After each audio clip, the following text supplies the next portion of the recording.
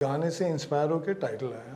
ये टाइटल मुझे संजय सर ने दी, कहा कि ये ऐप टाइटल है आपकी फिल्म के लिए। और उस दिन से वो गाना हमारे दिमाग में बज ही रहा था, क्योंकि हमको कहा कि अगर ये टाइटल है तो इस गाने के बिना तो होगा नहीं। और फिर finally luck would have it कि we were really lucky that हमको वो गाना मिला।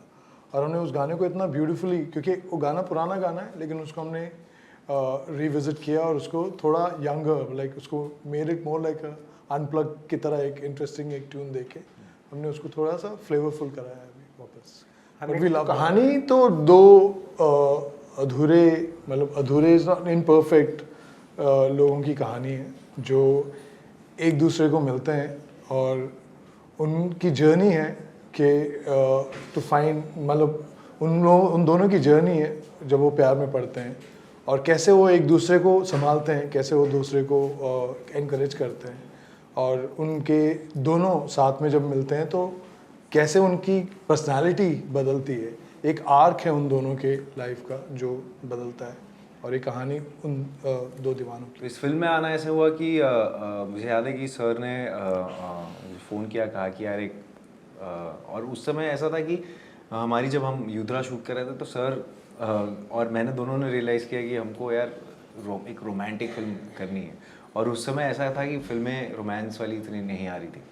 तो आई थिंक युद्रा ख़त्म हुई, उसके बाद सर का फ़ोन आया मुझे, कहा कि यार एक कहानी है, तुम आओ सुन लो। और मैंने कहा कि बिल्कुल सर, आप बताइए। तो मैंने सुनी और उसी वक्त जो था कि मैंने कहा कि सर ये मतलब दिल को छू गई मेरे कहानी, बहुत ज़्यादा रेजोनेट कर गया, मैं बहुत रिलेट कर गया इस कहानी से।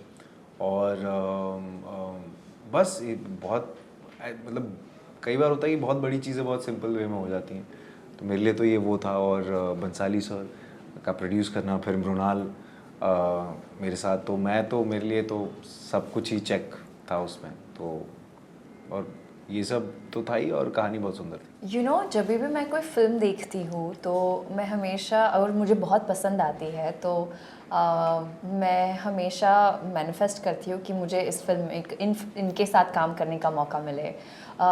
मुझे याद है आनंदी बाई गोपाल जब आई थी, समीर विद्वांस हो, या जब मॉम आई थी Ravi Udyavar sir, I always mental mind में मैंने एक नोट बना लिया था कि इनके साथ मुझे काम करना है।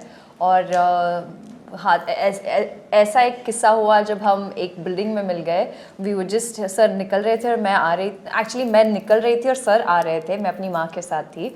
और मेरी मम्मी ने मुझे कहा कि ते बघ मॉमचे डायरेक्टर चाललेत मृणाल, त्यांना थांबव, and she was very shy. So then we just like exchange कि सर मुझे, मैंने कहा कि सर मुझे आपकी फ़िल्म मॉम बहुत बेहद पसंद है और जब अगर मौका मिले तो I would like to act in a movie that is directed by you.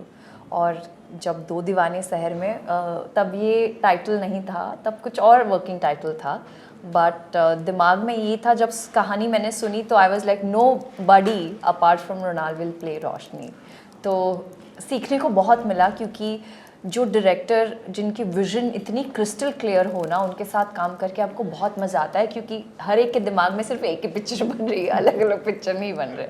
और सबसे इम्पॉर्टेंट मेरे लिए इस फिल्म का जो जर्नी है, अगर आप मुझसे पूछे तो वो सारे मेरे को एक्टर्स, चाहे वो सिद्धांत हो, इनके साथ मैंने एक फैशन इवेंट किया था और उसी वक्त हमने एक दूसरे को कहा, I remember me telling him कि सिद्धांत, अगर आपके पास कोई ऐसी स्क्रिप्ट आए जो कि रोमांटिक हो या रोम कॉम या उस जॉनर की हो, तो please recommend my name and please let me know, I would love to be a part of that movie. And here we are, दो दीवाने मुंबई जैसे शहर में आप सब लोगों के लिए लेकर आ रहे हैं एक ऐसी कहानी जो शायद ही अब तक बनी हो। ये प्यार का महीना भी चल रहा है जी बिल्कुल। तो इस समय ये फिल्म लाने का कोई यही एक मोटिव था कि कुछ और भी है कि ख़त्म हुई अभी रिलीज़ करते हैं, या इसी को देख के ही बनाई स्टार्ट की?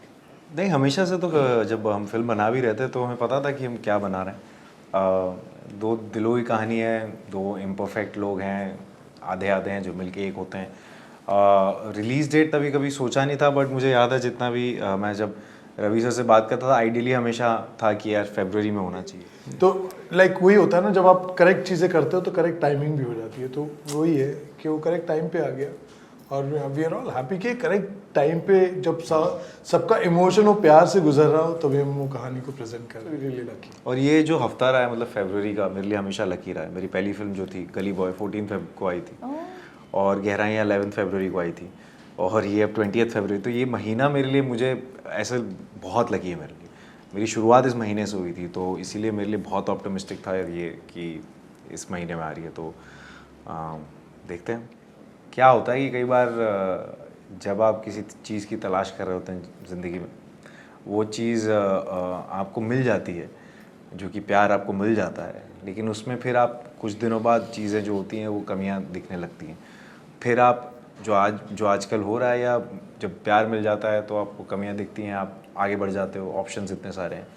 तो ये एक ऐसी कहानी है जहाँ पे पहली बार तो प्यार मिलना बहुत, एक शहर में इतना हसल, इतना शोर, सब भाग दौड़ में लगे हुए हैं, उसमें आपको प्यार मिलना सबसे बड़ी बात है। और आपको प्यार होता है, उसके बाद आपको ऐसे इंसान से प्यार होता है जिसको लगता है कि शायद उसमें कुछ कमी है या वो आपके लिए उतना सही नहीं हो, लेकिन दो जब इंसान मिल के एक दूसरे को पूरा करते हैं तो वो प्यार फिर पूरा बनता है। तो ये उसी किस्म की कहानी है। तो जैसे कि आपने पूछा कि इस कहानी का मतलब इसका आगाज़ तो है, मुकम्मल कहाँ होती है, तो वैसे ही मेरा आंसर भी था जो नहीं से आपको शायद समझ में आया होगा क्योंकि मैं आपको नहीं बता सकता, लेकिन आपको बस इतना समझ में आ जाना चाहिए कि ये नहीं, सिंपल आपको लगता है कि आप में कुछ खामियां हैं और आप डरते हो उस खामियों को दिखाने के लिए।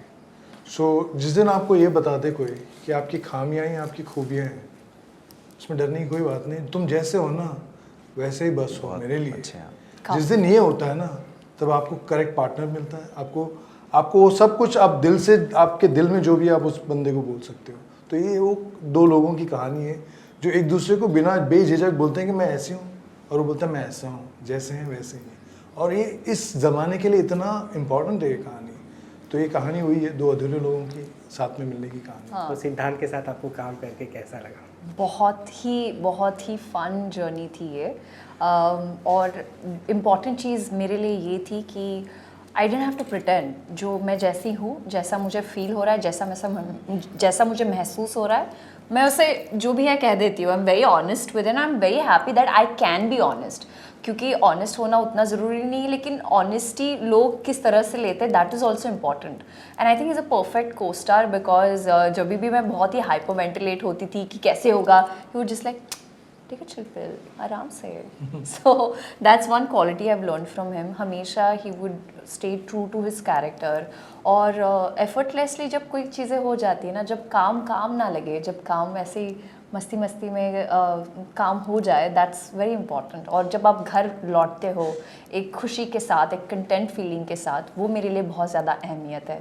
और सबसे इम्पॉर्टेंट चीज़ मेरे लिए not just Siddhant but the entire cast and crew, चाहे वो जॉय सर हो जो मेरे पिता का किरदार निभा रहे हैं, या आयशा मैम हो, या ईला मैम हो जो मेरी दादी प्ले करी है, या संदीपा मेरी बहन, हर एक, अचिंत हो।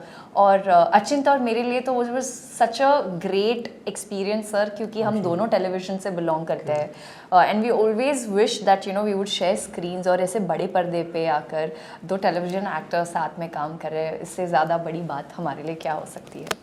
धन्यवाद। और जाने से पहले मैं बस एक चीज़ कहना चाहूँगी जो सिद्धांत और सर ने कहा, what is this film all about. वो कहते हैं ना कि ज़िंदगी में सबको सब कुछ नहीं मिलता, लेकिन कुछ सबको ज़रूर मिलता है। और उस कुछ के साथ किस तरह से रोशनी और शशांक एक दूसरे में खामियां ना ढूंढते हुए, एक दूसरे को हौसला देते हुए, एक दूसरे की स्ट्रेंथ बनकर प्यार में लिटरली दे ब्लॉसम, बुलंद हो जाना, ये है दो दीवाने शहर में।